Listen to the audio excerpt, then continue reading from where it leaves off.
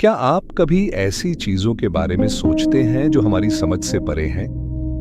क्या आप जानते हैं कि इंटरनेट की एक परत है जो सामान्य दुनिया से छुपी हुई है? उसे डार्क वेब कहते हैं। और आज हम आपको एक ऐसी डरावनी कहानी सुनाने वाले हैं जो इसी डार्क वेब से निकल कर आई है। यह कहानी है सैड सेटन नाम के एक वीडियो गेम की, जो न केवल अजीब है बल्कि इतना खतरनाक है कि इसे खेलना भी एक गलती साबित हो सकती है। आइए चलते हैं इस खौफनाक सफर पर। 2015 में एक YouTube channel obscure horror corner ने पहली बार इस खेल की झलक दुनिया के सामने पेश की। चैनल के मालिक जेमी ने दावा किया कि उन्हें इस गेम का लिंक एक अनजान सब्सक्राइबर से मिला था, जो खुद इसे डार्क वेब के एक फोरम से लाया था। इस गेम की शुरुआत से ही माहौल अजीब था। खिलाड़ी एक धुंधले मोनोक्रोमैटिक कॉरिडोर में चलता है।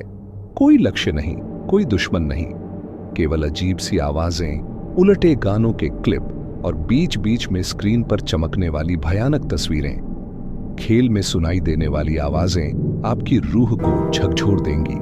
इन आवाजों में मशहूर अपराधियों के इंटरव्यू जैसे कि चार्ल्स मैनसन की रिकॉर्डिंग और उलटे गाने जैसे आई लव बेजिंग टियाननमेन शामिल थे। आवाजों का यह जाल ऐसा लगता था जैसे यह आपको मानसिक रूप से कमजोर कर देगा। खेल के दौरान स्क्रीन पर कई बार डरावनी तस्वीरें चमकती थीं। इनमें ऑपरेशन यूवी के तहत गिरफ्तार किए गए लोग जैसे जिमी सैविल और रोल्फ हैरिस और जापानी अपराधी त्सुतोमू मियाजाकी की तस्वीरें शामिल थीं। साथ ही बच्चों की डरावनी छवियां, लेडी जस्टिस की मूर्तियां और राजनीतिक हस्तियां जैसे मार्गरेट थैचर और जॉन एफ कैनेडी की तस्वीरें भी दिखती थीं। जुलाई 2015 में जेमी ने एक बयान दिया कि उन्होंने जानबूझकर गेम का असली लिंक साझा नहीं किया क्योंकि उसमें कुछ अवैध और खतरनाक सामग्री थी। हालांकि कुछ ही दिनों बाद 4 चैन पर इस गेम का एक क्लोन सामने आया, लेकिन इस क्लोन में असली डर छुपा था। इस संस्करण में न केवल अधिक डरावनी तस्वीरें थीं, बल्कि कुछ लोग इसे चलाने के बाद अपने कंप्यूटर में वायरस और मैलवेयर का शिकार हो गए। और सबसे भयानक बात यह थी कि इसमें ऐसी तस्वीरें थीं जिन्हें देखना भी कानूनी अपराध माना जाता है। ऑब्सक्योर हॉरर कॉर्नर ने इस गेम के बाद कोई और वीडियो नहीं बनाया। क्या यह गेम जेमी द्वारा दर्शकों को आकर्षित करने के लिए बनाई गई एक साजिश थी, या यह सच में डार्क वेब का एक खतरनाक राज था? डार्क वेब एक ऐसी जगह है जो इंटरनेट की मुख्यधारा से बिल्कुल अलग है। इसे सामान्य ब्राउज़र से एक्सेस नहीं किया जा सकता। इसके लिए आपको एक विशेष सॉफ्टवेयर जैसे टोर की आवश्यकता होती है। लोग कहते हैं कि यह जगह केवल काले कारोबार, ड्रग्स और अवैध गतिविधियों के लिए ही जानी जाती है, लेकिन इसके बीच में छिपे हैं कुछ ऐसे राज जो कभी-कभी लोगों को शिकार बना लेते हैं। सैड सेटन गेम का लिंक भी ऐसे ही एक डार्क फोरम से आया था। जेमी ने बताया कि एक अज्ञात व्यक्ति ने उन्हें यह लिंक भेजा था, लेकिन क्या यह लिंक सचमुच डार्क वेब से था या फिर जेमी का बनाया हुआ एक जाल था? गेम को शुरू करने पर कोई भी यह नहीं समझ पाता कि इसे खेलने का मकसद क्या है। खिलाड़ी केवल खाली और धुंधले कॉरिडोर में चलता है। दीवारें काली और सफेद रंग की होती हैं। कभी-कभी दूर से बच्चों के रोने की आवाजें आती हैं, लेकिन वह आवाजें वास्तविक लगती हैं, जैसे कोई बच्चा मदद के लिए चिल्ला रहा हो। आप चलते चलते जैसे ही किसी कोने में पहुंचते हैं, अचानक स्क्रीन पर एक तस्वीर चमकती है। यह तस्वीर इतनी डरावनी होती है कि आपकी रीढ़ की हड्डी तक सिहर जाती है। खेल में बीच बीच में छोटे बच्चे दिखाई देते हैं। ये बच्चे किसी आत्मा की तरह दिखाई देते हैं। वे केवल एक जगह खड़े रहते हैं और आपको घूरते रहते हैं। जब आप उनके पास जाने की कोशिश करते हैं तो वे गायब हो जाते हैं। लेकिन खेल के अंतिम चरण में एक बच्चा आपका पीछा करना शुरू कर देता है। उस बच्चे का चेहरा विकृत होता है और वह आपसे संपर्क करने पर नुकसान पहुंचाता है। खिलाड़ी के पास न तो कोई हथियार होता है और न ही बचने का कोई तरीका। यह उस डरावनी भावना को बढ़ा देता है कि मौत तय है। सैड सेटन के सबसे डरावने पहलुओं में से एक इसका ऑडियो है। खेल में गूंजती हुई आवाजें खिलाड़ियों को मानसिक रूप से प्रभावित करती हैं।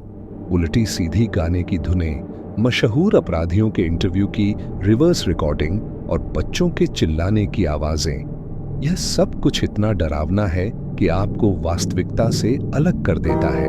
जब सैड सेटन का क्लोन वर्जन इंटरनेट पर लीक हुआ तो कई खिलाड़ियों ने इसे डाउनलोड किया, लेकिन उन्होंने देखा कि यह असली वर्जन से बहुत अलग था।